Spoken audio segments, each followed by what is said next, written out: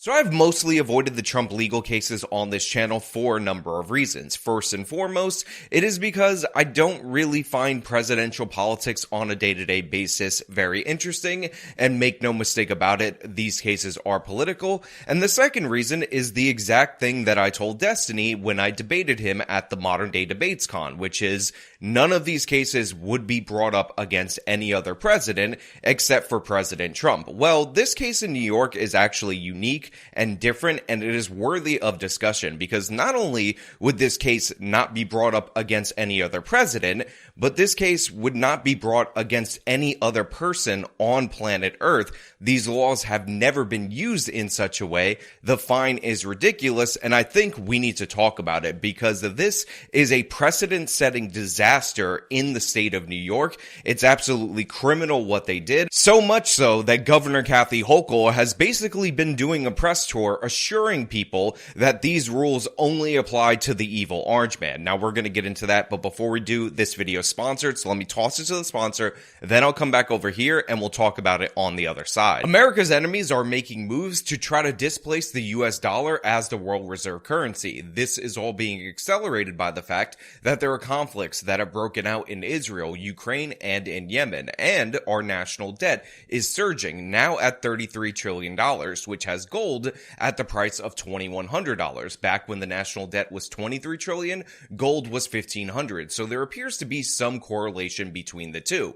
This is why so many Americans are diversifying their portfolio, hedging against inflation by adding precious metals to it. And if you go to National Gold Group, you can get a free consultation and investor's guide on how you can do the same. All you have to do is call them at 866-826-8603 and you can get your consultation with world-class American-based customer service. Again, that number is 866-826-2603. There's always a risk with any investment, and past performance is not necessarily a guarantee of future results. Now, the first thing that you need to understand about what President Trump is accused of in this particular civil case brought to us by Attorney General Letitia James is how it started, what the beginning point was, the origin. And that is, on the campaign trail, Letitia James promised that she would find something to prosecute then President Trump for because that's how she wanted to get elected for office. So already from the jump, we have a major problem because what is supposed to happen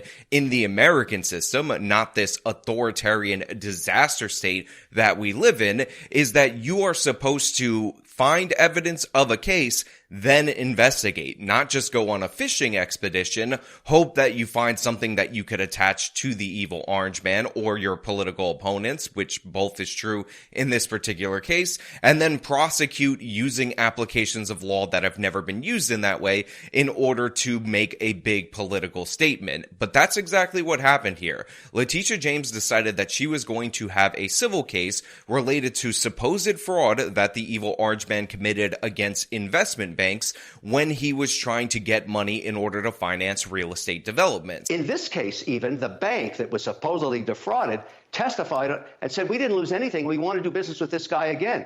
We'd like to. But the judge said, no. Let's penalize this developer for $355 million. Now, usually when there's a case of fraud, you would have a victim, and that seems like it would be the bank in this situation because they were the creditor, and according to Letitia James' Attorney General's office, what ended up happening was that the evil orange man would inflate the value of his real estate assets in order to get more credit from banks, and then deflate them for tax purposes according to a tax assessment value, and that is clear and obvious evidence of fraud, and to the layman out there in the audience, that might sound like it's true. But the thing is, it's not evidence of fraud. In fact, this is a common practice in real estate development, and the banks are not alleging that they're victims. In fact, bankers actually testified at the evil orange man's civil case saying that they would do business with Trump again. And this is significant because Trump actually does have a history of inflating projects, saying that the building is his when he just licensed his name. And there have been lawsuits in the past over those issues in the past, but this is not not one of those cases. This is not one of those instances. This is Letitia James deciding that on behalf of no one, the banks were defrauded and that she wants to prosecute the evil orange man like her campaign promise said she would do. And this is where we run into major problems because you have no victim in this particular crime or non-crime if we're being perfectly accurate. Now look, another reason why I try to avoid the orange man cases is because the media covering these cases tends to be ridiculously over-the-top partisan. If you go to a left-leaning source, then Trump is the greatest fraudster to ever live. He eats babies, and then he kills the mothers, and then he eats the placenta, and I know that sounds disgusting, and I don't even apologize for putting that image in your head. And then on right-wing media, they're defending Trump no matter what. He's innocent, he's correct about everything, he tells the truth, even when he changes what he's saying, both things are true at the same time.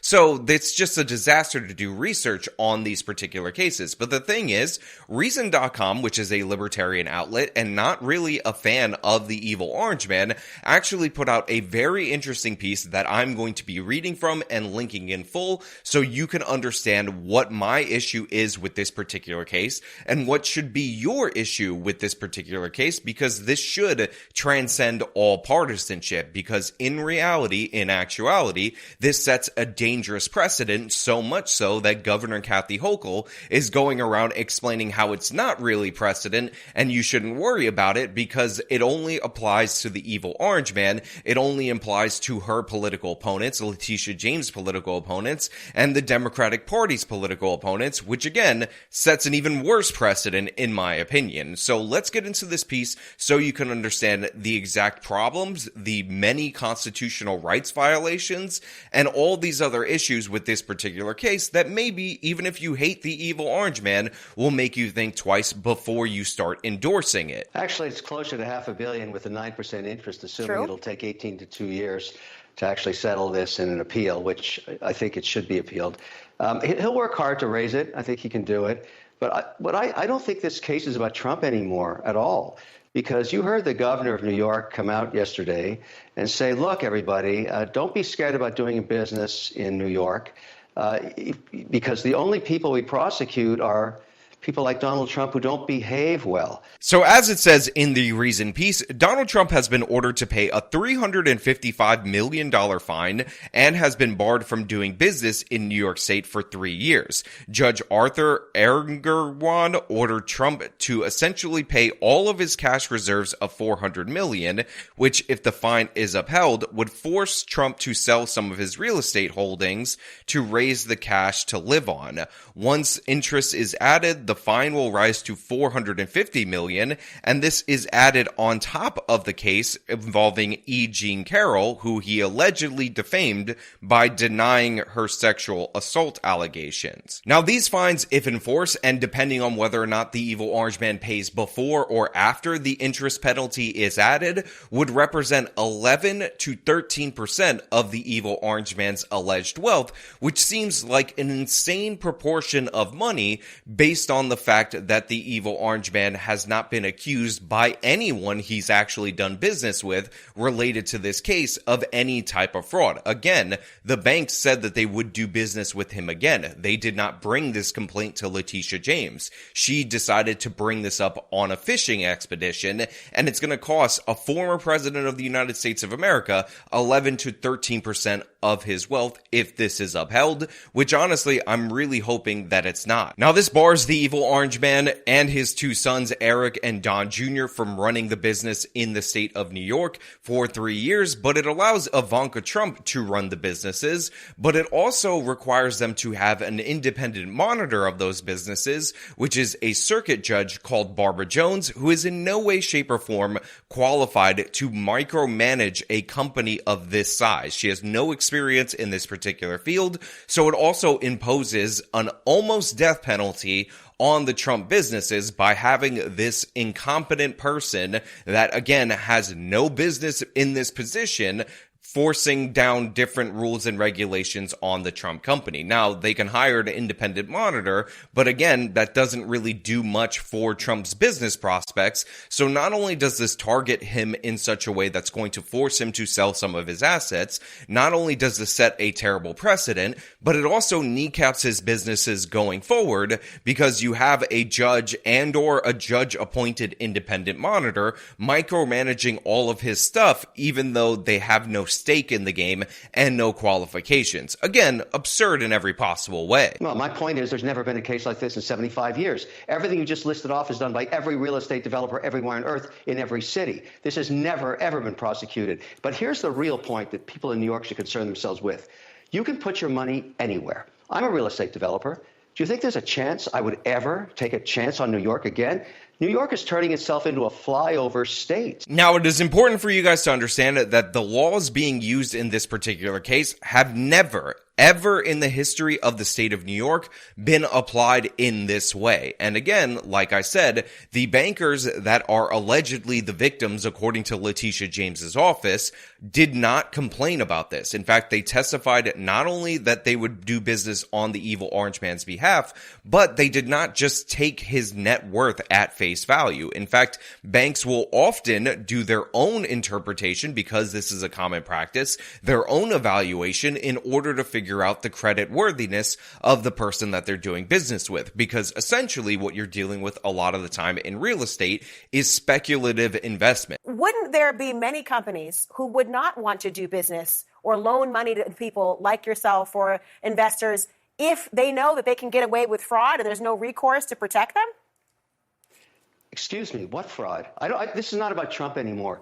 When you get a developer that builds a building and he says it's worth $400 million and he wants to borrow $200 million from a bank, which happens every day, everywhere on earth, including every American city, every developer is an entrepreneur. They shine the light on their building and they say it's worth $400. The bank does its own due diligence, as was done in this case, because they're very good at it. The banks are very good, and they say, no, it's worth $300.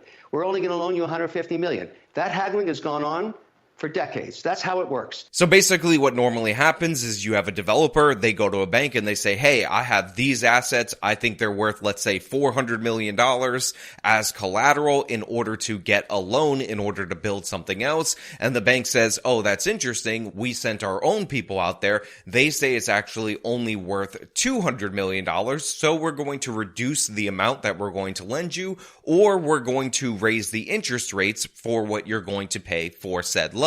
So the bankers testified that, of course, in standard business practice, they did that in this particular case, which is why they're not complaining at all. They're not claiming fraud or anything like that, because this was a good business deal for both ends. They both benefited from this. But again, it's not about whether or not there was actual fraud. The laws clearly and obviously don't cover this because they've never been enforced in this particular way. It's about Letitia James raising her political capital and getting a big fine number against the evil orange man, because isn't the evil orange man evil and orange? Now, some left-leaning partisan hack legal experts will say, hey, look, the law does cover this because the vague language in the law could be interpreted, even though it has never been interpreted in this way, to mean that this is technically fraud, whether or not either side or either party is actually alleging to be a victim in this particular scenario. But in reality, this is all about smearing the evil orange man's name, attempting to bankrupt him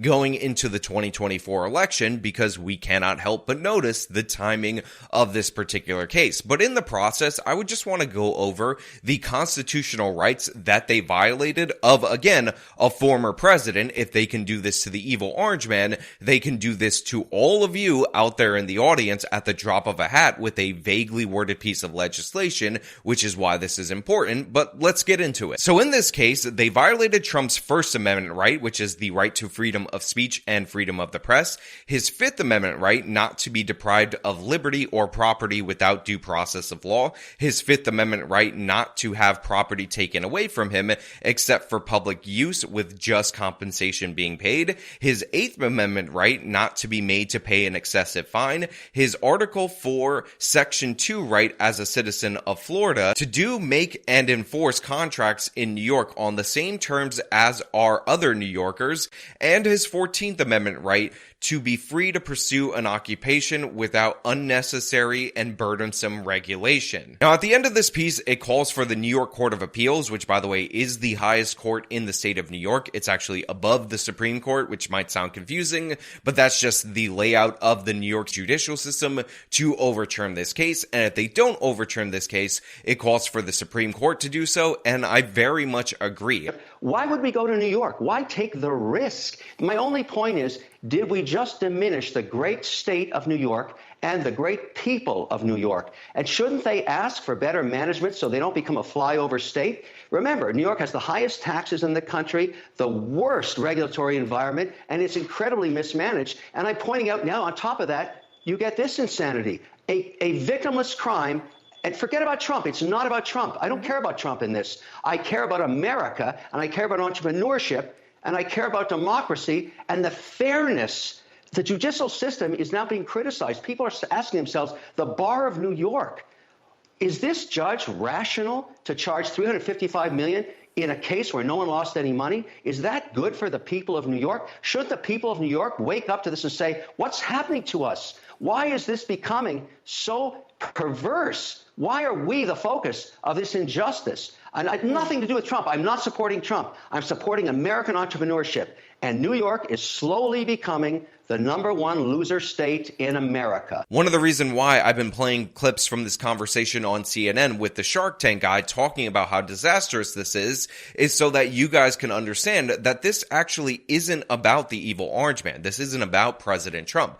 This is about whether or not it is acceptable for an attorney general to look for a crime rather than have evidence to start an investigation, apply laws in ways that they've never been applied to go after her political opponents, and the state of New York will let them get away with it. And the broader implications, which are the precedent that will be set, that other real estate developers will have to worry about going forward. Look, I'm not someone who's insane for the evil orange man. I'm not someone who blindly supports the guy. I tend to believe if the evil orange man pursues policies that I agree with, then I will support him in that. And if he pursues policies that I disagree with, then I will not support him in that because I'm a normal, sane person. But this is beyond the evil orange man. This has to do with the rule of law, and that's what I am all about. That's what I am interested in, and this is a clear and obvious violation of that. And if there was an equivalent case of a selective prosecution on the other side, I would root for the overturning of that precedent. And those of you who have watched this channel for a long time and watched me talk about specific cases